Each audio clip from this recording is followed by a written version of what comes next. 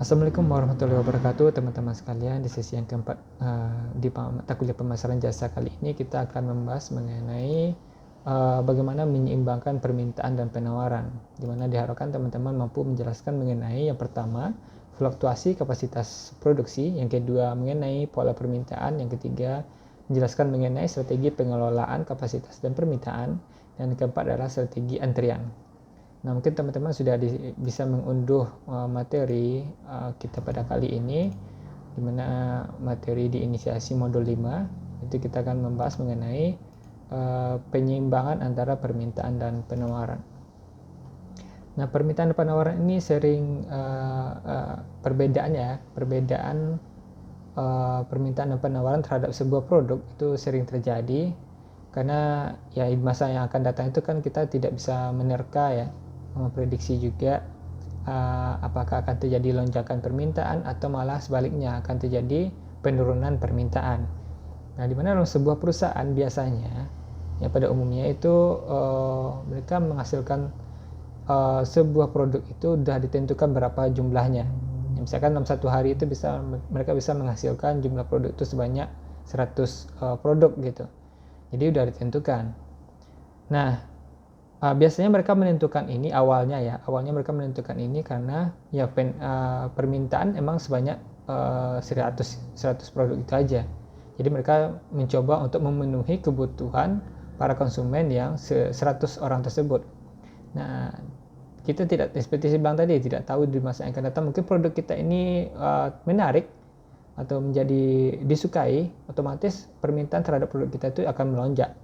Nah, makanya kita perlu mempersiapkan diri untuk bisa memenuhi permintaan-permintaan yang melonjak ini.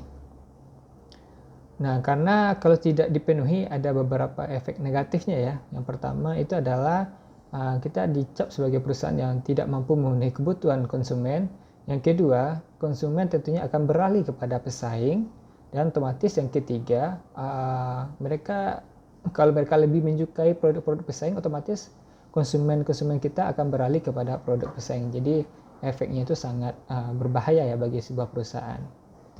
Nah, mungkin ada beberapa faktor yang membuat kita terhambat dalam bisa memenuhi kapasitas permintaan dari karyawan, dari konsumen ya.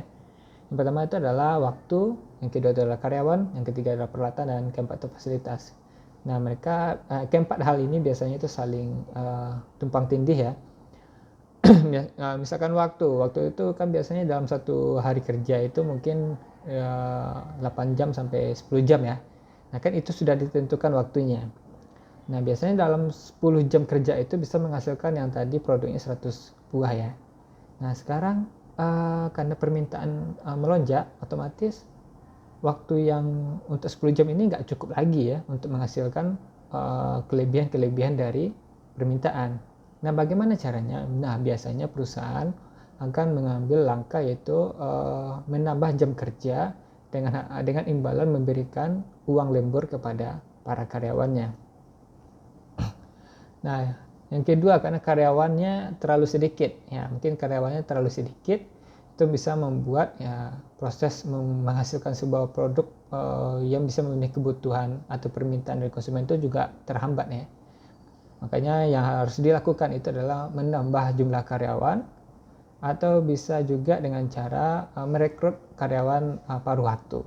Oke, yang ketiga dengan peralatan, mungkin peralatan-peralatan atau teknologi atau mesin-mesin yang kita gunakan sekarang itu masih teknologi yang biasa atau yang tradisional ya.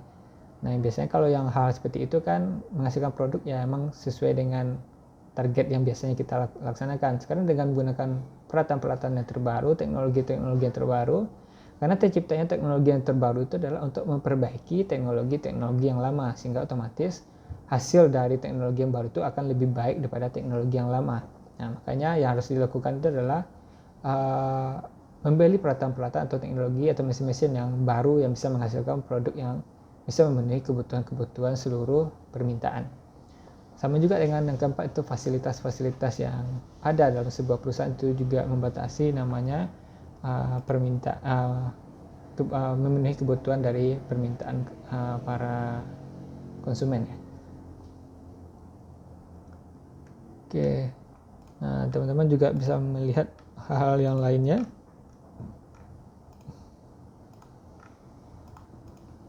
Oke, nah nanti kalau teman-teman ada pertanyaan boleh ditanya ya, di japri ke saya juga boleh. Mungkin untuk sesi keempat itu saya cukupkan dengan mohon maaf ya kalau ada kesalahan. Ya, saya akhiri dengan wabillahi taufiq wal hidayah. Wassalamualaikum warahmatullahi wabarakatuh.